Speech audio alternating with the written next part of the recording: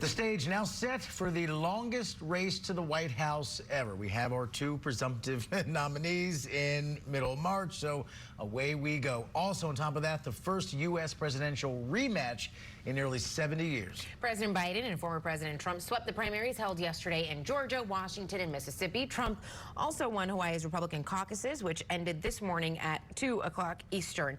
In the process, both men surpassed the delegate thresholds needed for them to secure party nominations. Now, it won't formally happen until the party conventions this summer, but 2024 is now a replay of 2020. Here we go. White House correspondent Serena Marshall joins us live with more on the reaction from both sides and what candidates have planned going forward. Serena, good morning.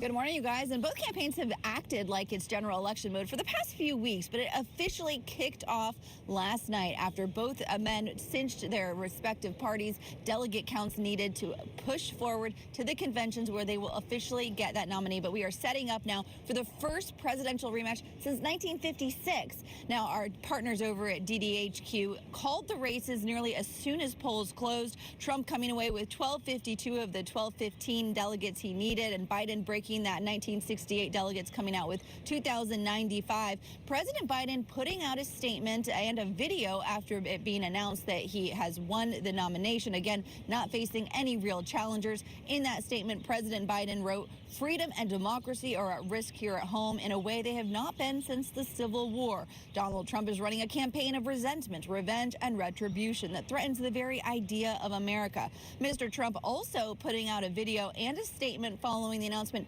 that he will be walking away as the party's nominee. He is the first, though, presidential nomination for the Republican Party 3 times in a row. But in that video statement, here's what he had to say. We have to get to work to beat Joe Biden, the worst administration, the worst president in the history of our country. They are destroying our country, and we're not going to let that happen. Thank you very much.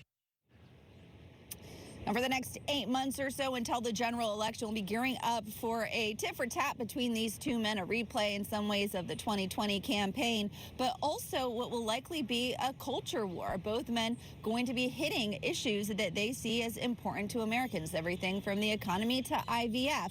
And when you look at key battleground states like Georgia, for example, which President Biden turned blue for the first time since 1992, it'll be a question of whether Democrats can keep it blue. Those key battleground states are going to be really important throughout the next 8 months. And a recent CBS YouGov Georgia poll shows Georgia's choice for President Biden coming in at 48%, 51% for former President Trump, showing just how close those key battleground states will be. Now, former President Trump has been beating President Biden in most swing state polls as well as national polls, but President Biden really usurping former President Trump when it comes to fundraising, walking away the night of the State of the Union without a bump in the polls, but $10 million in a 24-hour funding cycle.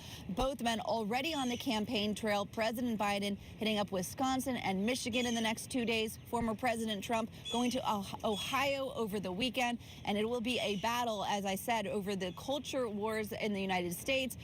Both sides are going to be angling for those key independent voters. You guys. All right, White House correspondent Serena Marshall, thank you.